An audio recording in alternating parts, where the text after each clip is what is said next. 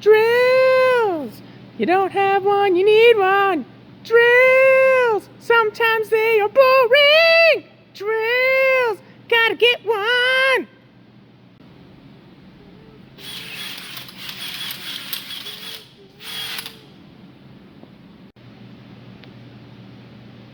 Here's some advantages to the cordless dual drill. They're easy to store, they're not very big, you don't have to worry about all that wire and all that to plug in and all that. They're really easy to maneuver around in corners or wherever you need to get at. You don't have to worry about walking around tripping over a wire like if you have the one with the cord. It's just the battery, so it's all out of your way, so you can go around not worrying about tripping or whatever. And some disadvantages to the dual battery drill is you have to charge the batteries because they run out all the time, so you have to plug those in, and sometimes it takes a little bit longer than going straight ahead and doing all that. Other trades that often use these types of drills are electricians and plumbers, but you most of the time see them working with Milwaukee tools.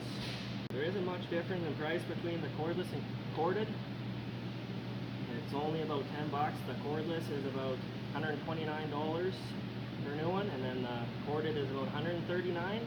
There's not a whole lot of a difference between the two, except for I honestly prefer going with the battery because it's just easier in general to work with. And for that price, you're going to be paying the extra $10 for a cord. I don't really get the point in that, but cordless drill has a little bit less power than the corded drill, so it doesn't have as much torque or anything like that. And when you're talking about in the winter time, this drill actually doesn't work as well as, say, a corded drill. It seems to freeze up and shut down on you, and you'll have to stop and warm it up and take your time to do that. Drills! Man, these things are so cool. They have a removable battery. You can put things in here. Be careful what things you put in here. Don't want to wreck the drill. Now these bad boys, they were started somewhere around 35,000 BC by humans. We discovered the benefits of the application of rotary tools. And you know how we did that? We used a stick and our hands, and we just twisted it to make fire. Yeah, that's how drills came around. Think how far we've come. Like that's crazy. Yep. In the 1800s, near the end, then we started getting into power and electricity, and we started making corded drills, which have a lot of torque and a lot of power, and that's what you use to get the job done when you really need it. Now these bad boys, they're cordless. The corded drills anyway, they were made in 1917, the first pistol grip of its kind, and that led into our modern era, and that's pretty slick if you've ever used any of these drills before. They have 2 torque settings, 1 and 2. They have the option for drilling. This one doesn't have the option for hammer drilling, but some of them do. You also have a nice little set of how deep, like the torque settings for your screws. You change that by rotating this. Yeah, that's pretty crazy. Then you got a reverse button, a forwards button, and the biggest safety tool of all, the lock button. If you want to be even safer, take out the battery. Now it's got no power. A fun fact with these ones, they have a little light on them. I'm not sure if you can see that in there.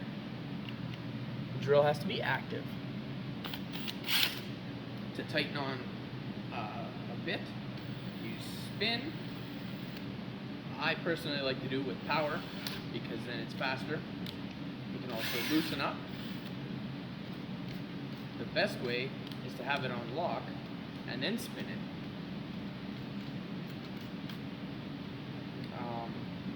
There's 2 speeds, like I said before, and number 1 is for drilling things that require a lot more torque, and number 2 is for things that require a lot more speed. We'll get more into that later on the next section. Okay, so we're going to talk about some bits. So right now, this is an arbor, and it goes into a hole saw, which you use to cut whatever size hole you want. I believe the largest one that I've ever seen personally is a 7-inch hole saw. But yeah, you can get pretty much whatever. You just screw them in. This one's actually made for a different size of cup saw, or smaller. But you just screw your arbor in, and then you have a pilot bit to make sure that your hole is exactly where you want it to be. So you only need to know where to mark the center. This is a Forstner bit. This lets you drill flat holes. It's identical to, I would say, a spade bit, except that a spade bit is usually used for boring through everything completely. And this is used to just make the flat inside. This is a twist drill bit. They're often used with metalwork because, well, they do the job really well.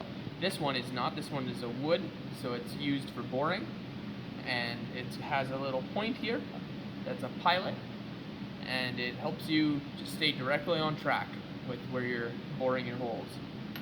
The most common screw we use at my workplace is this, a Torx screw from the GRKs. This is a T25. We mainly use T30s. And this is an all-purpose. It has a little magnetic end inside, and you can put any smaller bit in there. You could put a larger one, but it's mainly made for the smaller ones. I've often seen these with drywall guns, which would also be drywall drills. Yeah, good. Okay, so some things we're going to cover here. The weight of these drills, I'll just take one.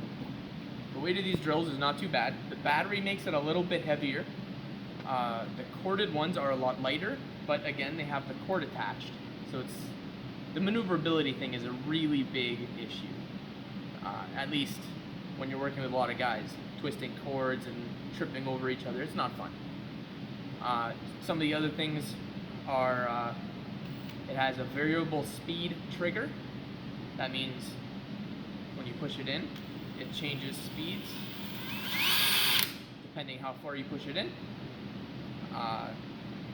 Not all drills have that, but a good majority do, especially if cordless.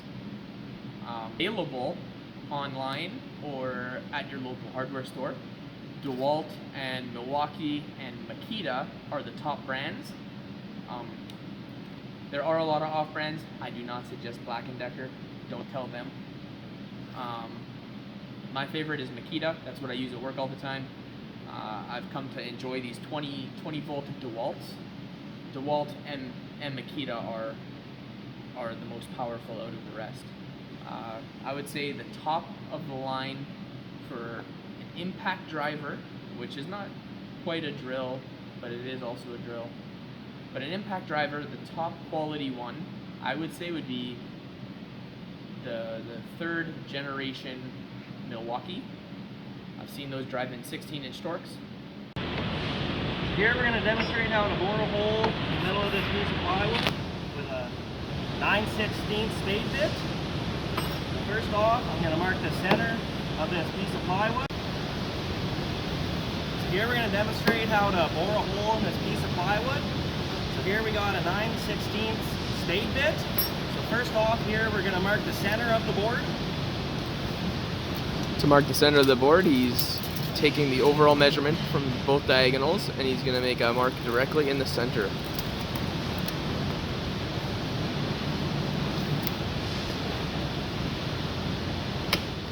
Now that we got our center mark, get the drill ready to roll, put her in the clamp. Get the bit. This is the easiest way to tighten, is to use your hand and the drill. Here we're going to put her in the vise so we can get a better angle at the board.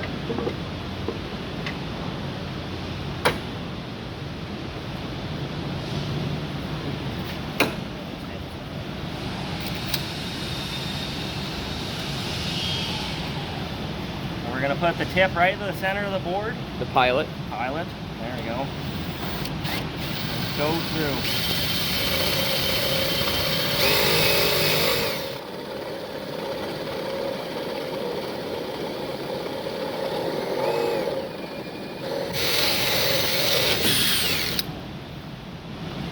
got a nice little hole.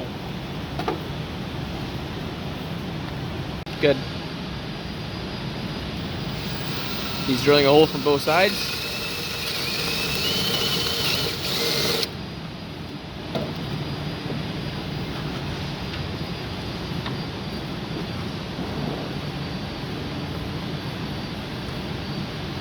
Sorry, he's boring a hole from both sides. This is the difference between boring a hole from one side and boring it from both sides.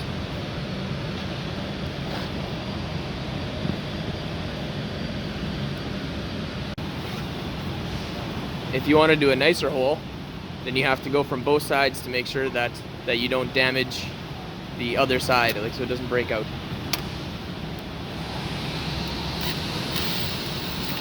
He removes the bit, takes out the battery, lays the gun down.